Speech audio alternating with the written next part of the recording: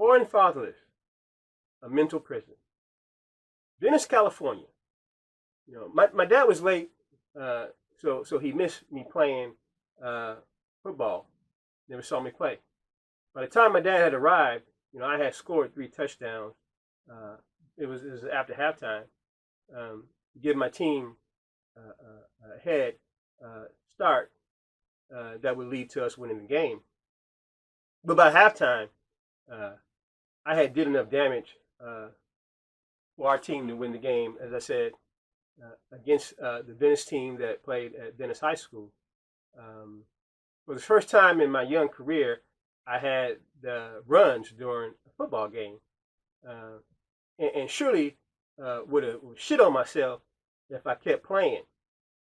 The laxative that the parents of the bowl home team had placed in my food, had kicked in.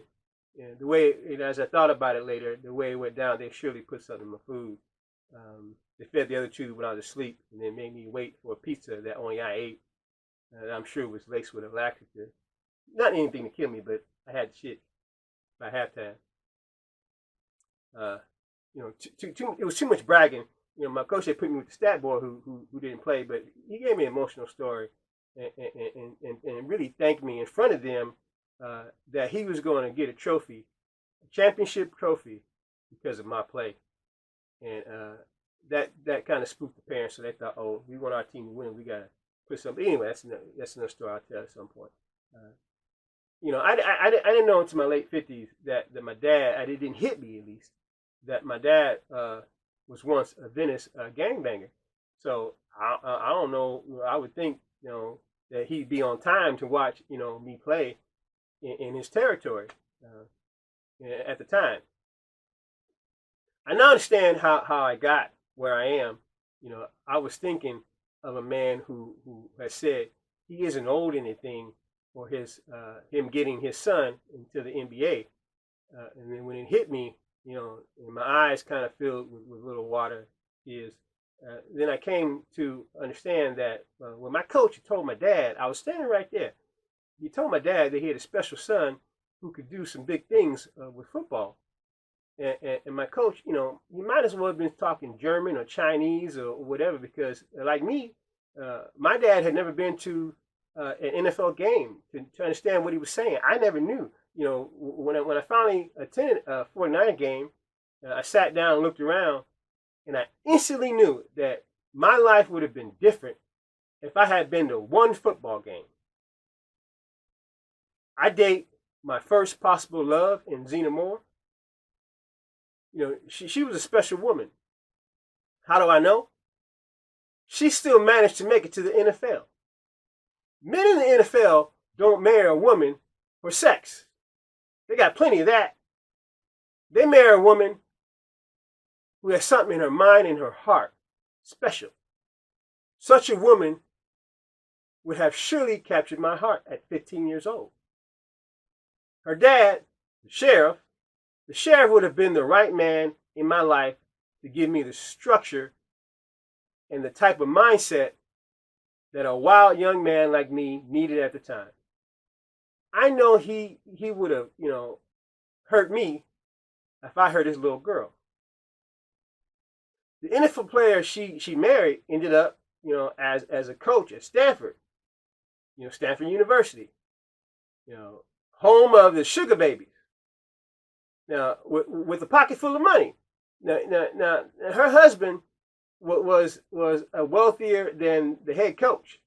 That's for sure, which is not common, in college football or basketball, or, this is not common to have an assistant to be more wealthier than the head coach.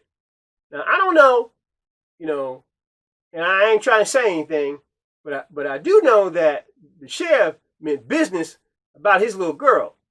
And it was the first message that I got without a word being said. He just stood there, and I can't remember if he was holding his gun or what, but he was doing. I knew I was scared out of my mind, and he didn't leave until I looked at that man and gave him a message that I was not going to go near his daughter. And then he finally left. the first time I have a conversation and didn't nobody say nothing. And it lasted a while till I was petrified. Now, as I think about it, I believe he was right, because, if she dates me, then she's not the same person that marries, this football player. So, I got to say, to get to the NFL, I believe he was right to prevent us from dating. Yes, I get to the NFL probably.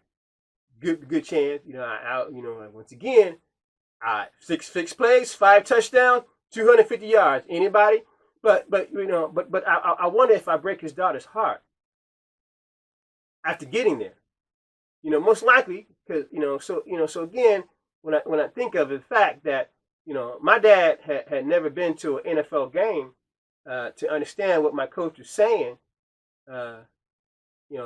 If his dad had taken him and my dad had taken me, I don't allow my pastor to talk me out of playing football my senior year. I think that conversations go a bit different than the way it went. So something as simple as taking your son or daughter to an NFL game can be enough. So who do I blame for my dad not knowing what my coach was telling him? Who do I blame? Tell me what you think. Like, comment, share, follow, or subscribe. Thank you for your time.